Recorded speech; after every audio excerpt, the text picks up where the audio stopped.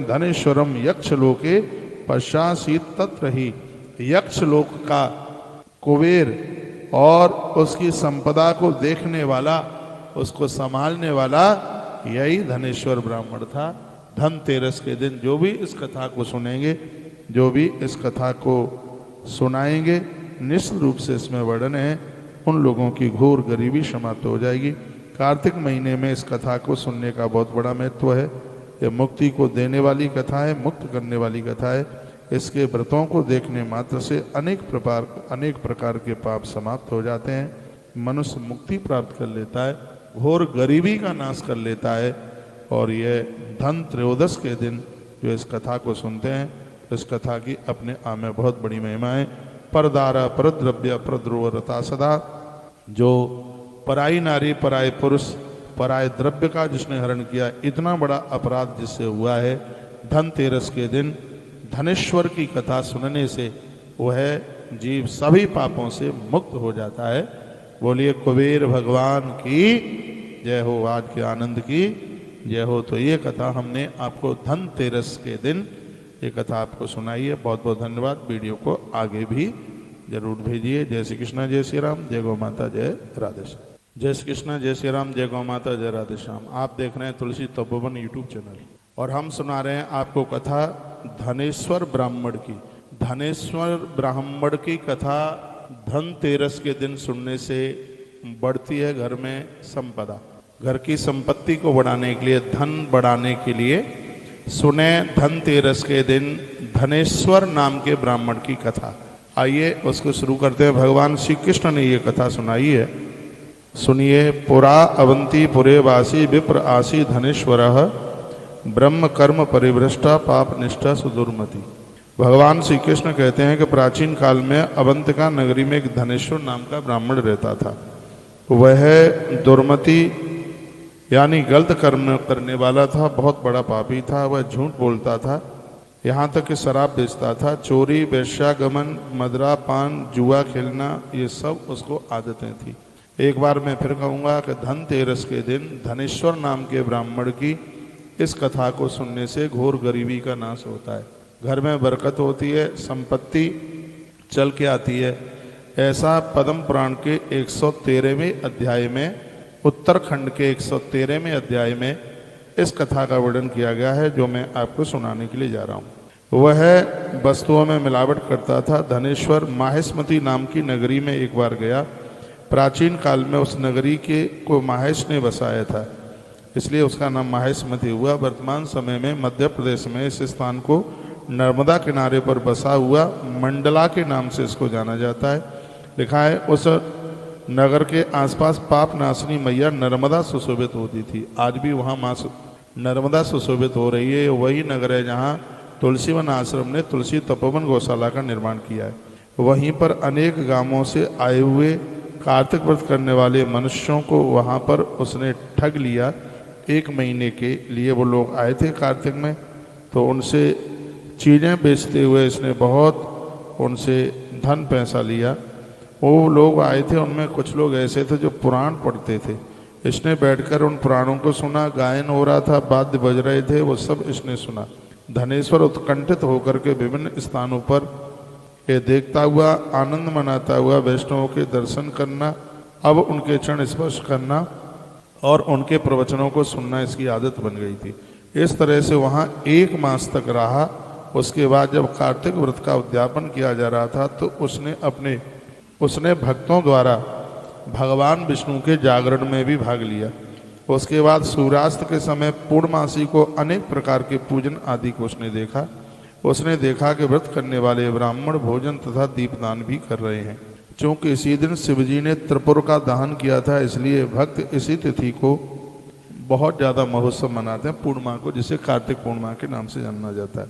जो मुझसे और शिवजी से बुद्धि भेद करता है, उसके तो सारे पुण्य ही विफल हो जाते हैं, भगवान श्री कृष्ण बोले।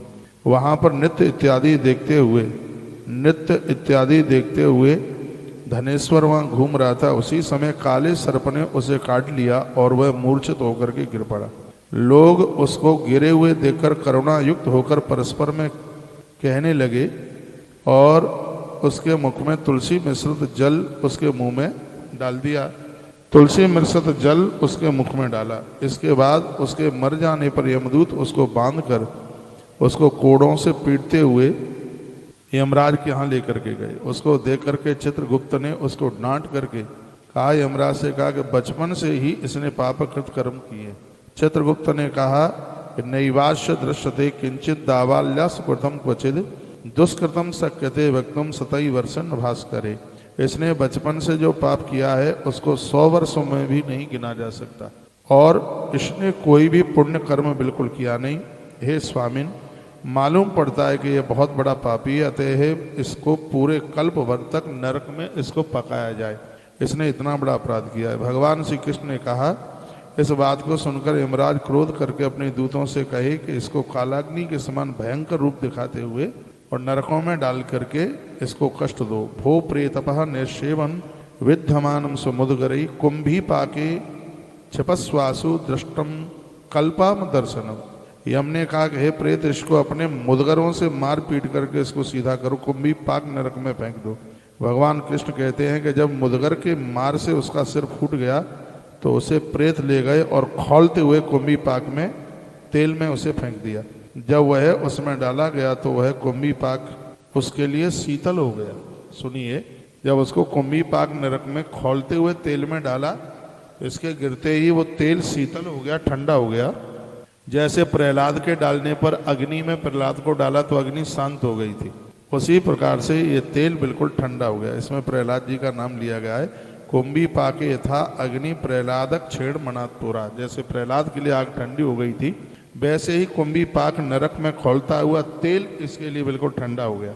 उस महान आश्चर्य को देख करके प्रेत आश्चर्यचकित हो गया। वह वेग पूर्वक आकर सारी बातें यमराज को कहने लगा।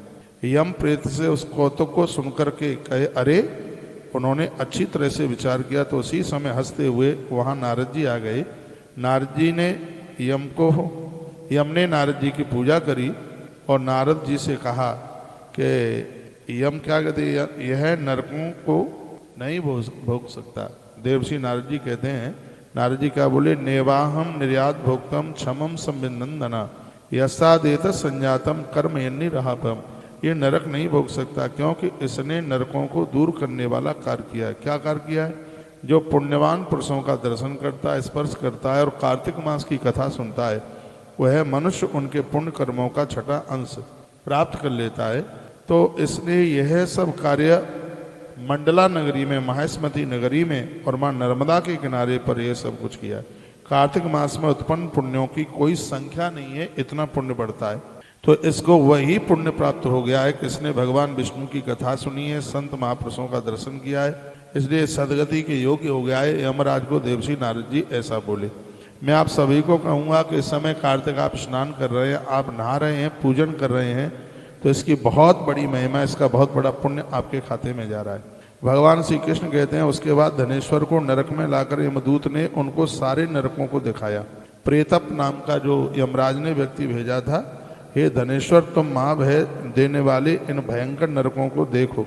इन सब में यमदूत पापियों को सदा पकाते रहते हैं। यह भयंकर नरक तप्त है, बालू के समान, ये बहुत ज़्यादा गर्म है। जो गुरु, अग्नि, ब्राह्मण, देवता इत्यादि का अपमान करते हैं उनको ये नरक मिलते हैं। जो माता पिता का अपमान करते हैं उनको ये नरक मिलते हैं। ये प्रेतप ने सर्व प्रकार से उसको ये बताया। कहा कि जो शराब पीते हैं उनके लिए बेहतर नहीं है, और कई प्रकार के नरक उसको बताए। जो दूसरों की चुगली करते हैं उनको नीचे मुंह करके उनको लटकाया जाता है। तो यह भी कहा, कुंभी पाक सप्तोहम नृथो घोर दर्शनम। जो लोग दूसरों की स्त्रियों को या दूसरे पुरुषों से संबंध जोड़ते हैं उन्हें इसी कुंभी पाक नरक में ला करके पकाया जाता है। भगवान श्री कृष्ण कहने लगे कि प्रेतप ने उन नरकों को देख करके धनेश्वर को कहा कि उसके पुण्य इतने थे कि उसने जो कार्तिक मास में जो कथा सुनी थी, तो धनेश्वरम यक्ष लोकम पश्चादासत तत्र ही। तत्पश्चात वर्णन किया गया है कि जब उसने उन अपराधियों को देखा तो उसने एकदम देहली पर खड़े होकर के ये कह दिया, यदि मुझसे कोई शुभ कर्म हुआ है तो नरक में इन पड़े हुए सभी लोगों को मुक्ति मिल जाए। और ऐसा कहते ही भगवान के धाम के लिए वो सब नरक में बसने वाले लोग जाने लगे, तो इससे उसके पुण्य और ज़्यादा बढ़ गए। तो बताते हैं कि कार्तिक मास में कृष्ण पक्ष की त्रयोदशी के दिन इस धनेश्वर को भगवान कुबेर का कोषाध्यक्ष बनाया गया। इस ब्राह्मण धनेश्वर को कुबेर का कोषाध्यक्ष बनाया गया। लिखा है धन दस्यानुगः सोवम धन यक्षेत संस्मृतम यदा ख्याय करो तीर्थम अयोध्या यातु गादिजा। विश्वामित्र जी कहते हैं कि ये वही धनेश्वर है जिसके नाम से अयोध्या में भी एक कुंड, एक तीर्थ बनाया गया। कहा गया कि धनतेरस के दिन इसको भगवान कुबेर का एक प्रमुख कोषाध्यक्ष बनाया गया। जो इस कथा को सुनते हैं, धनेश्वरम यक्ष लोके पश्चासीत तत्र ही, यक्ष लोक का कुबेर और उसकी संपदा को देखने वाला, उसको संभालने वाला यही धनेश्वर ब्राह्मण था। धनतेरस के दिन जो भी इस कथा को सुनेंगे, जो भी इस कथा को सुनाएंगे, निश्चित रूप से इसमें वर्णन है, उन लोगों की घोर गरीबी समाप्त हो जाएगी। कार्तिक महीने में इस कथा को सुनने का बहुत बड़ा महत्व है। यह मुक्ति को देने वाली कथा है, मुक्त करने वाली कथा है। इसके व्रतों को देखने मात्र से अनेक प्रकार के पाप समाप्त हो जाते हैं। मनुष्य मुक्ति प्राप्त कर लेता है, घोर गरीबी का नाश कर लेता है। और यह धन त्रयोदश के दिन जो इस कथा को सुनते हैं, इस कथा की अपने आप में बहुत बड़ी महिमा है।